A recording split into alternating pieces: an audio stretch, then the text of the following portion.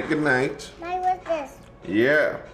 Good night and welcome to Mindful Live. I am your host, your co-host, Nathan Springer, joined by my beautiful host. What's your name, host?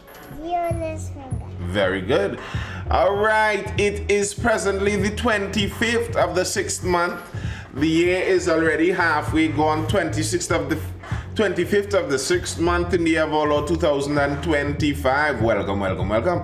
This is the Mindful Live where it's Mindful Live 505, I believe, 505, where, we're just discussing the news and the topics of the evening, things that come across my attention as I see them. I'm Nathan Springer. Make sure to subscribe, Nathan Springer, on YouTube if you are not yet subscribed. And let's see if we could jump into some of these stories. The schoolgirls were charged. Good night, boo. The schoolgirls were charged. Politics runs a kicksy game in Trinidad as usual. Politics runs a kicksy game in Trinidad as usual. World War III seems to have been averted. Yay for that, I guess. World War III seems to be averted. That's a good thing. No World War III is a very good thing in my view.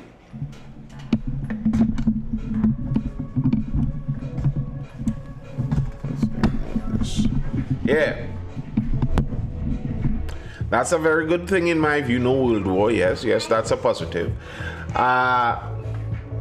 Let's see if we could jump into these stories though. What's this? An aquarium. What's this? All right. What's this? Come tell the people goodbye. And laters. Bye. Tell the folks laters. Later. I'm going to bed. I'm in bed. All right, run along to bed. I want to take my book into bed. I want Look. to take my book in bed, please. Thank you. All right. Yeah, so let's jump in straight into some of these stories. 5 schoolgirls charged for assault on Holy Faith Convent. Good night, Mr. Duncan. Good night. 5 schoolgirls charged for assault on a Holy Faith Convent student. 5 schoolgirls ages 14 to 18. And that 18 is a very interesting number. 18 isn't generally 18 isn't a common age in secondary school. Especially if it isn't a 7-year secondary school. I don't want to believe those were Form 6 students fighting out there, but maybe they were.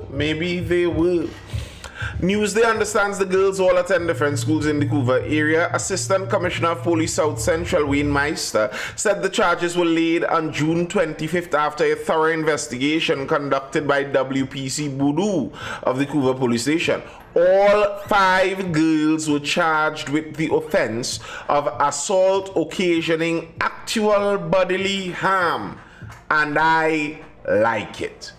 I know there are some softer hearts out there that believe, don't criminalize the children. That was a common term I saw when the discussion on some of these things were coming up. Don't criminalize the children. They are children. And if you criminalize them, you're going to traumatize them for the rest of their life. And you're going to actually get a worse result when it all comes down. And who knows?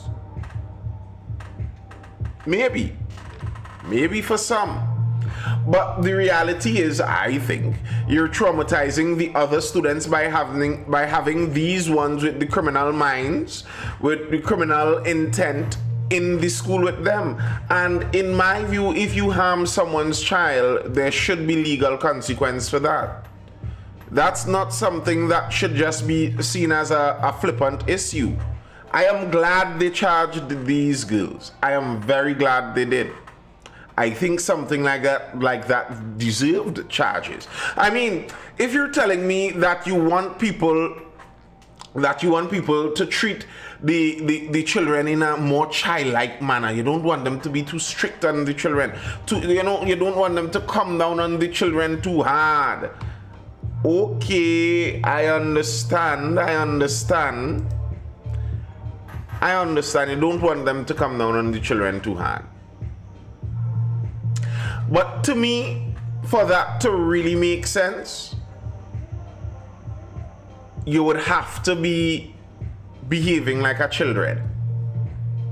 You understand what I mean?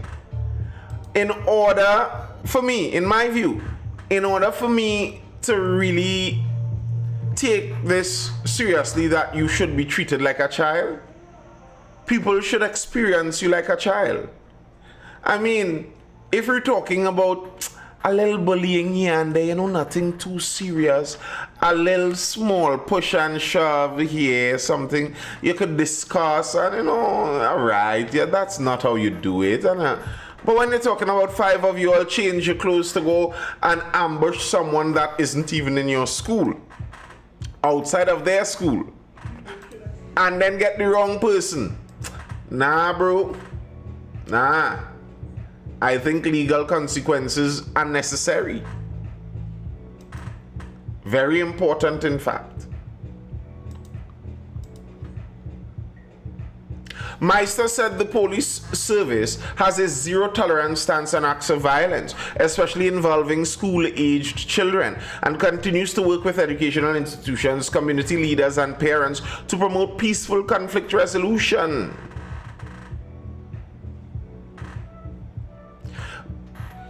Prime Minister Kamala Prasad-Bisesa said perpetrators of school violence will face the full brunt of the law. Going forward, we'll treat every occurrence of assault or battery as an expellable offense in schools and an arrestable offense to put before the courts. I want parents and students to listen very carefully. If your child assaults or batters another child, they will be expelled and will face the full brunt of the law. They will be arrested.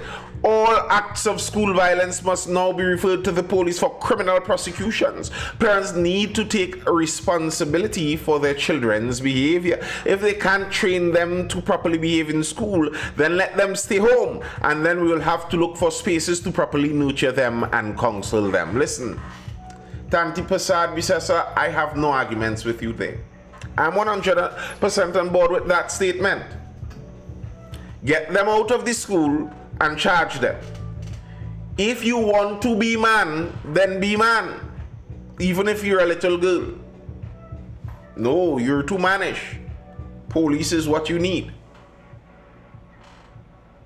And I think, just as the Prime Minister said there, it forces some accountability and responsibility onto the parents. Because if a court case is going forward, you're for sure that the parents would have to take part in that. I like that. And here's partially why. Because the other alternative inside schools, they're saying don't criminalize the children, this doesn't have to get out there. The school could handle it. Well, we're seeing how the school handling it has been going. Over 21,000 suspensions in 3 years. Education Minister Dr. Michael Dowlath has revealed a troubling rise in student indiscipline, particularly at the secondary school level.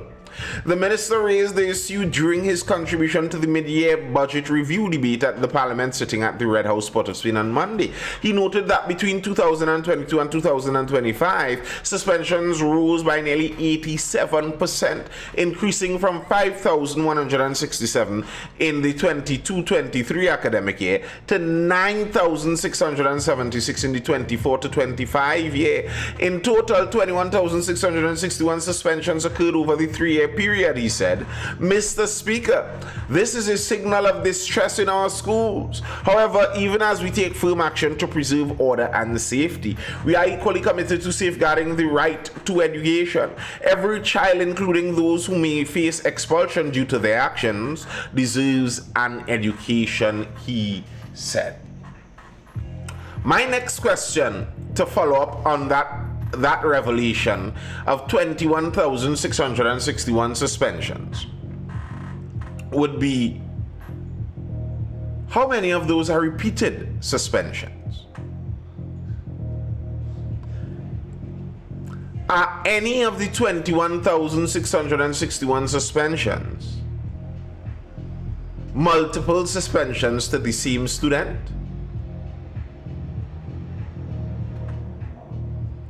And if that's the case, isn't that the clearest proof that this suspension business is not working?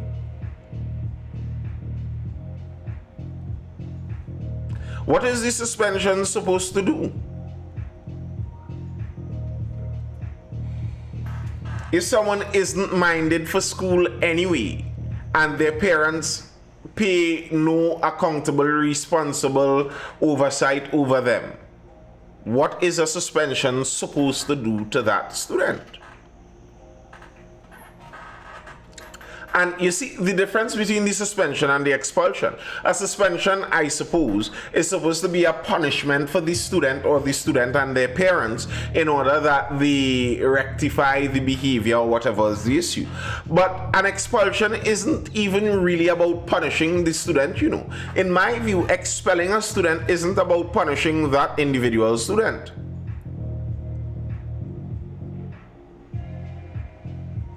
That's really about separating that student from the rest. That's why you are expelled. This isn't really punishment for you. It's that we recognize you are not good at mingling with the regular, well-behaved people. And I don't mind putting it like that. You go in the bad-behaved school, we could name it that, the bad-behaved school too. Because it's not working out with the well-behaved students.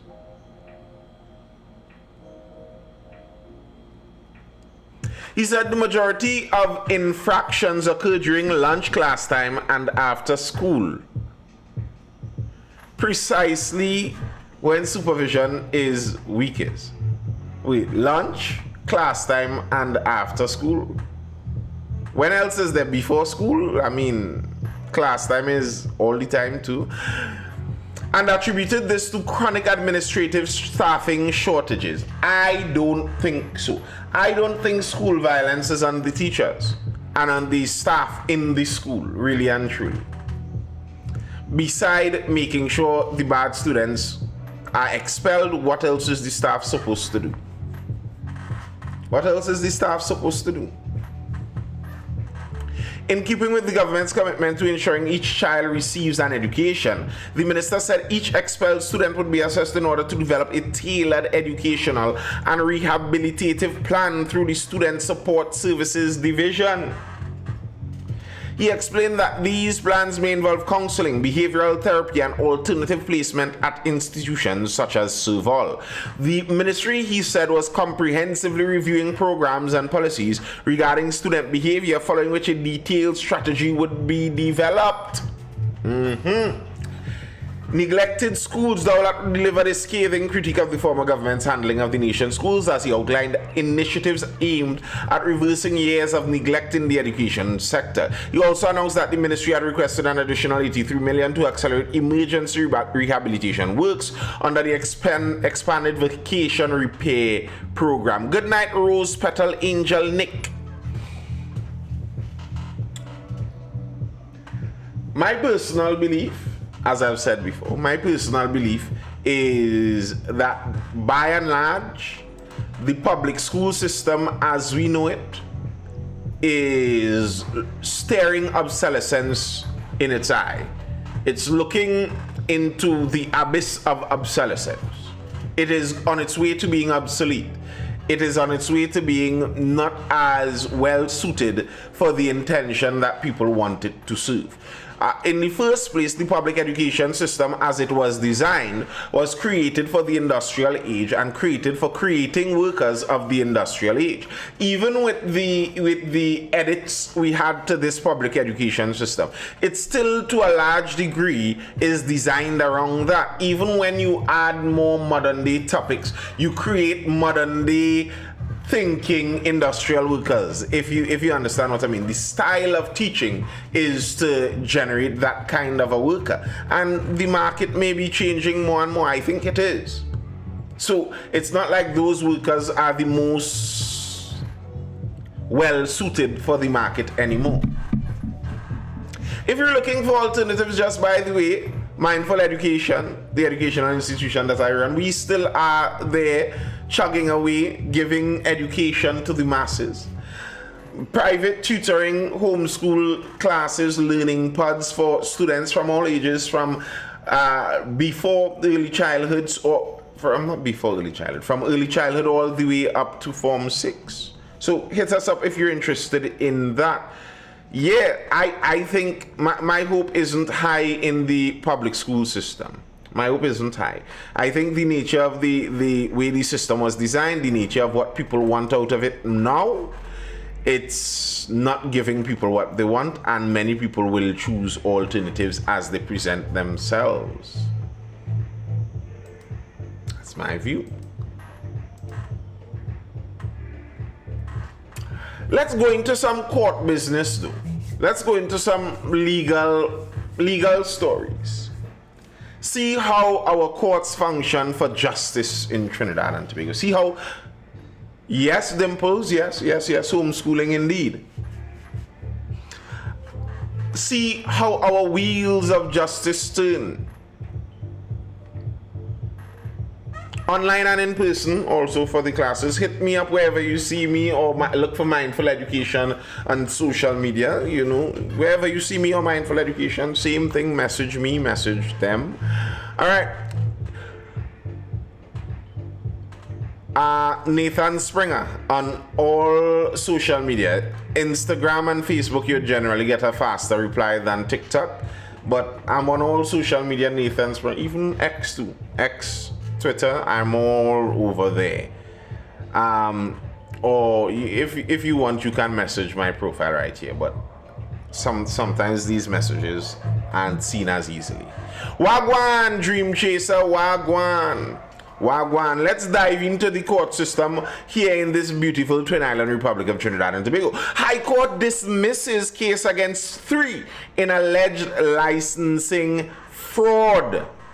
3 men charged with misbehavior in public office and uttering forged documents in an alleged fraud attempt at the licensing division have been discharged by the High Court. Motor Vehicle Inspector 1 Errol Supersad and Temporary Clerk 1 Sudesh Radha Kisoon, both attached to the Caroni Licensing Division, were charged with misbehavior in public office. Computer Technician Adrian Mohammed, 51, was charged with 2 counts of uttering forged documents. The 3 were charged separately.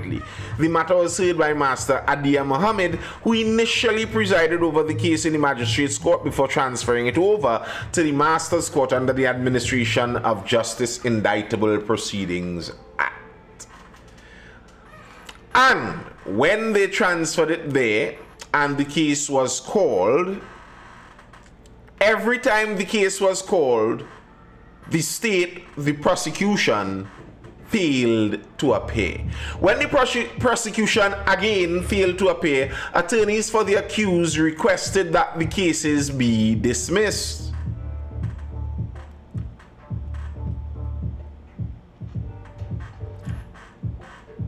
The case was further adjourned to June 24th. Initially, no one from the prosecution appeared. The matter was stood down twice before prosecutors eventually requested a 4th extension. Defense attorneys objected and Mohammed agreed, dismissing the case and discharging the men. The charges stemmed from a 2022 report made by a man who visited the licensing office in Port of Spain to verify ownership details of a black Nissan Navara registered in his name. He was informed that the vehicle had been transferred to someone else, a claim he denied. He reported the incident to the Transport Commissioner, who referred it to the fraud squad. So, you all recognize this. These men didn't get away because the courts found that they were innocent. These men didn't get away because the courts found that there wasn't any evidence. These men got away because apparently the prosecution wanted them to.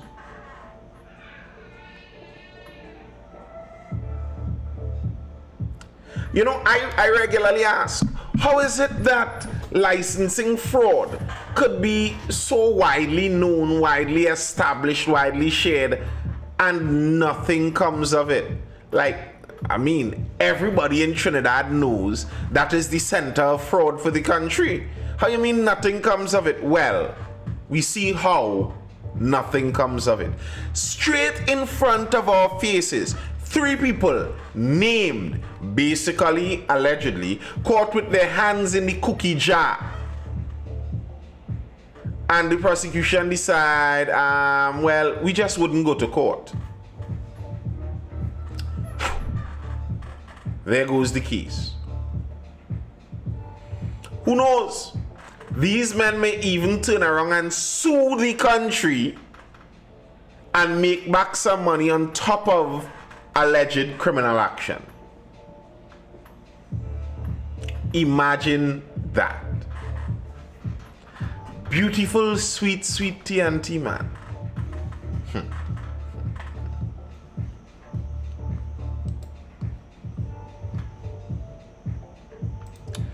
A spit in the face of the courts. Judge blasts state in death penalty case.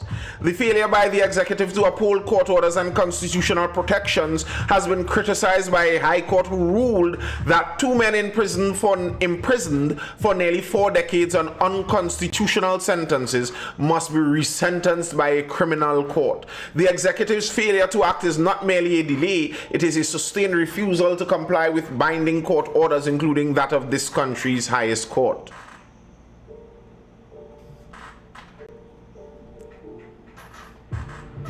Both men, listen to this, and listen to how our justice system really works. You know, the direction it really works in. When we have seemingly obvious fraudsters, dead to rights, allegedly and seemingly, our justice system, we can't handle that one. That's a little too much for us. Both men were convicted of murder and sentenced to the mandatory death penalty. After spending more than 5 years on death row, their sentences were commuted on December 31st, 1993, in keeping with the landmark Pratt and Morgan judgment, which set a 5-year timeline to carry out hangings. In their claim, the men argued that at no stage during the commutation process were they invited to participate in the deliberations of the Mercy Committee, nor did they receive the 4 yearly reviews of their sentences afforded to them under the prison rules. And here is where I think all of this is such a pack of steaming rubbish. You're telling me men could be convicted of murder, sentenced to die, and because rules by a foreign court, okay. But it's not by default that these men just spend the rest of their lives in prison. You're telling me that we have to go back through the court system and give them a whole new sentence, whole new committee hearings, and 4 yearly assessments of the sentence? I find this to be rubbish. I find this to be garbage. And a lot of these things, after a while, I start to feel like a lot of these rules are just about making work for lawyers and those in the legal fraternity. What's the point of all of this?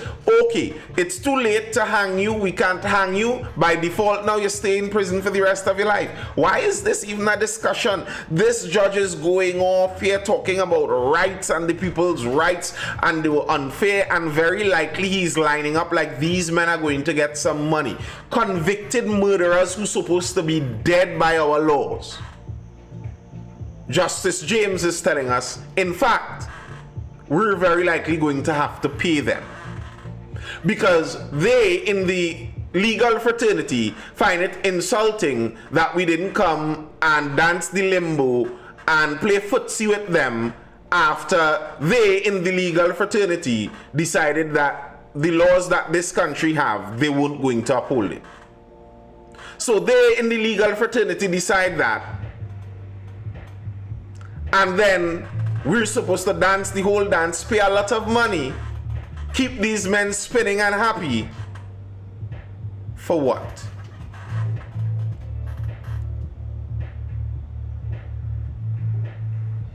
I am not a death penalty advocate, truly.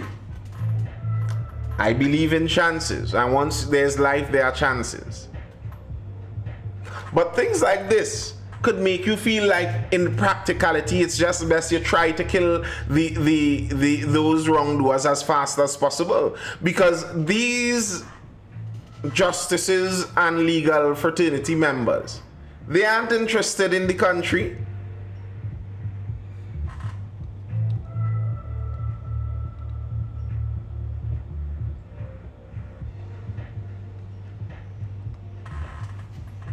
It's kind of insane to me. Kind of insane to me.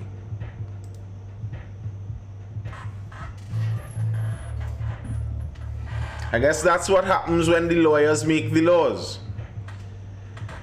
They work well for the lawyer's business. Makes sense in a twisted kind of way.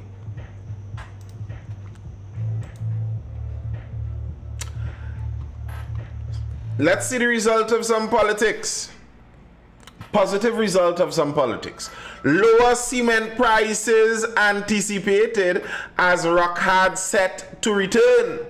After a 4-year absence, cement company Rockhard Distribution Incorporated is poised to return to the local market. Rockhard Cement initially withdrew in September 2021 after legal disputes with the then PNM government, which stemmed from the administration's policies, which the company described as discrimination.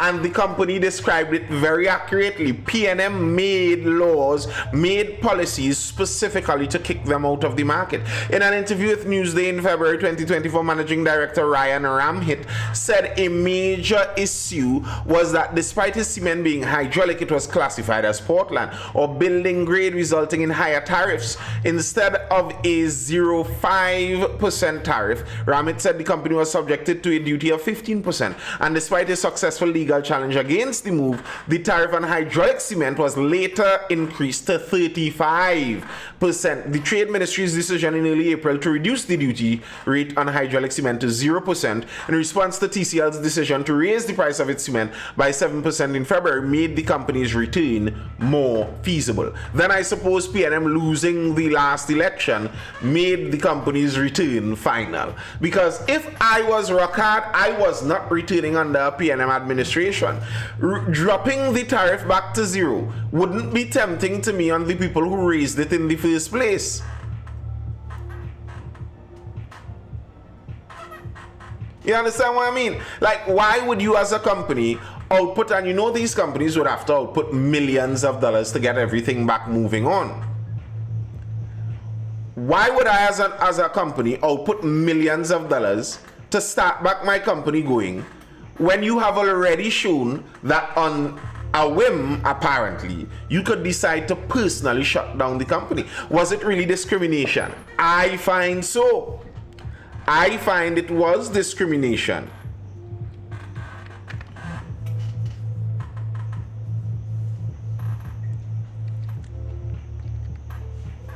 Because it was specific policies designed basically for one real company. They first labeled the people cement wrongly, giving them the wrong tariff that they were supposed to pay, a higher tariff. Because the Portland cement, which is the same one that TCL was making, the Portland cement is supposed to have a high tariff because TCL was making the same thing. Okay, great. They weren't bringing in Portland cement, but still they were being classed as Portland cement and being forced to pay that tariff. They sued. They won the lawsuit. It's not Portland cement, it's hydraulic cement, and we don't have to pay that tariff. Okay, after the government lost that lawsuit where they were trying to tax them under the wrong cement, the government turned around and raised the tariff on their specific hydraulic type of cement to 35%. And then on top of raising that tariff, they also, I believe, dropped the oh my, what they call that? The quota. The amount that they could have brought in was decreased too. So it was very specific action, pretty clearly geared at squeezing Rockhard out of the market, which would obviously be in the favor of TCL. And okay, yeah, you say that now this year, early this year, sorry, you wanted to change it back to bring back Rockhard. But we already suffered through 4 years of TCL monopoly. I wonder how many millions or billions extra TCL made over that government policy move. And I wonder, as a personal thought, if I, as an executive in TCL, had a government make moves that benefited me to the price, to the benefit of billions of dollars, is it possible that I might repay any of that reward? Or was it all just out of the goodness of the government's heart? Was it just that the PNM government had a soft spot in their heart for the Mexicans that own TCL? Whatever their reason might be. Hey, Ronnie.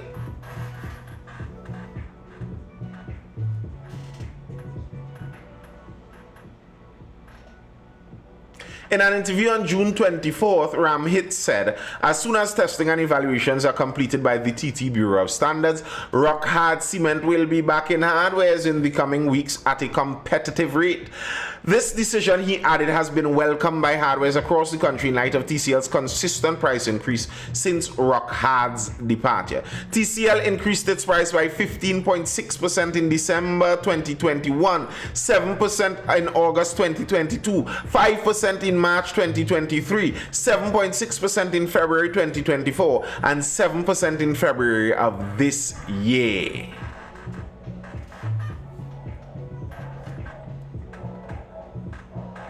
CEO of Built to Last Roofing and Hardware in Freeport, Terence Kalu, is welcoming Rockhard's return to the local market. It's a brilliant move for the people of this country, he said in an interview with Newsday in February 2024. Kalu said Rockhard was the perfect competitor to TCL and its presence would help keep prices down.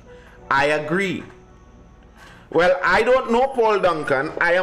Things like that make me wonder because it's very specific to a very specific benefit. And okay, you say that TCL manufactures locally, but they're not a locally owned company. Okay, yes, they have some local employees, but so does Rockhard. And who knows if it was possible to increase the amount of competition in the market as such that there may be even other competitors coming in. We may have more people employed in the import and marketing and distributing of cement than in the TCL manufacturing. And bear in mind, TCL is CMEX. Those are CMEX. The MEX in the CMEX is not for Trinidad. There's no MEX in Trinidad. So, why do it? And I wonder now, because TCL's line, as they raised their prices, was because of factors basically out of their control. You know, they just had to do that to keep a competitive pricing when compared. A competitive pricing when compared to the inputs that they pay. Competition only benefits the consumers.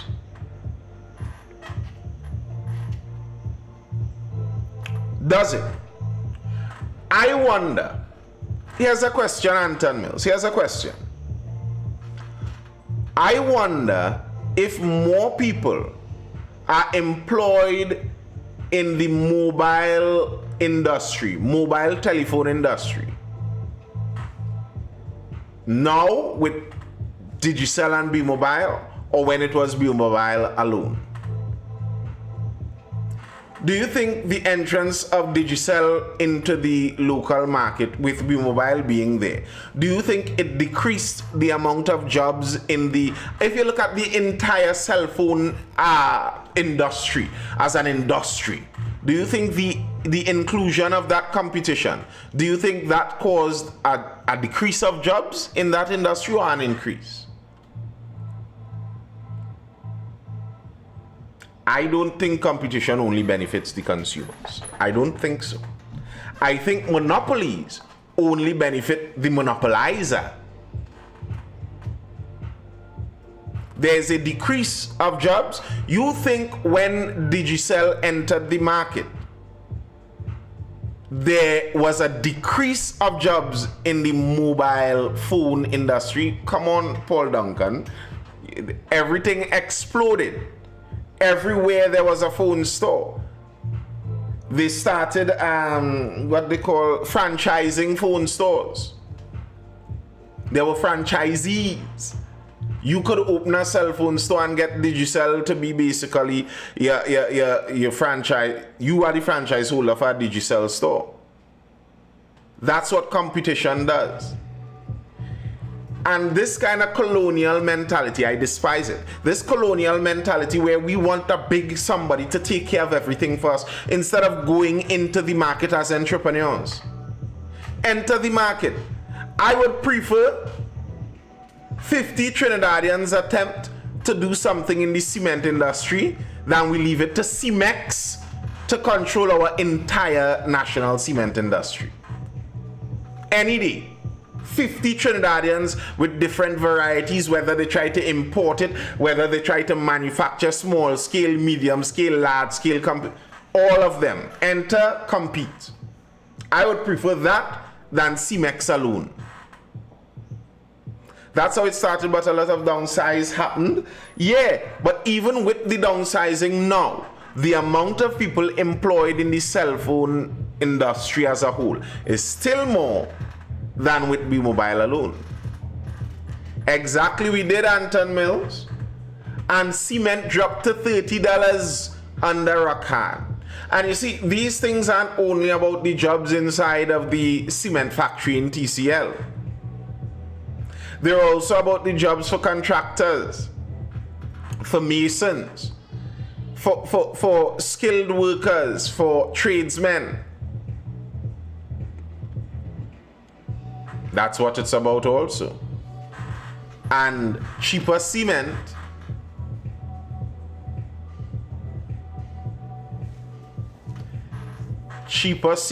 is a sure way to do that.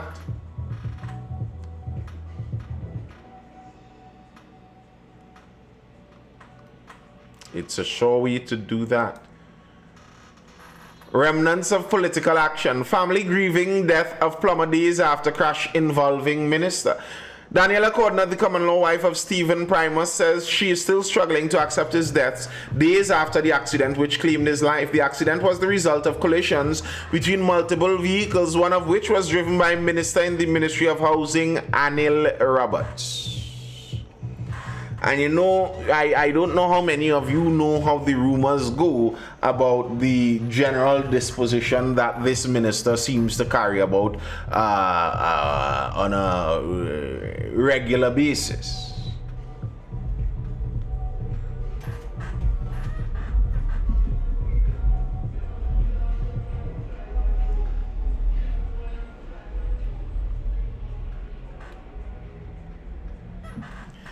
I mean, the man's looks like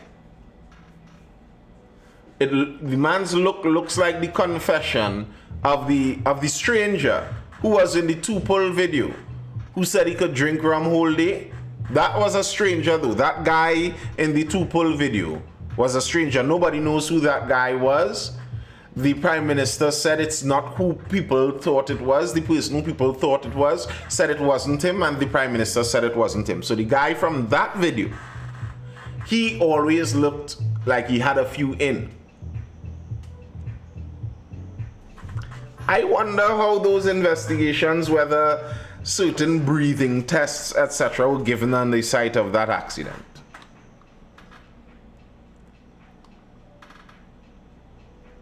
I just wonder.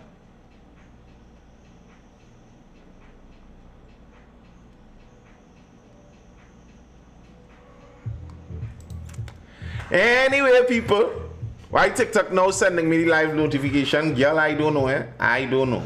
But it's going to be a short one tonight. I'll look into to rev out quick. Thank you for tuning in. That's all I have for now, folks. I am Nathan Springer. This has been the Mindful Live. I hope you're educated, informed, or entertained. 8766. Yes, Ronnie. Yes, Ronnie. So it go. So it go.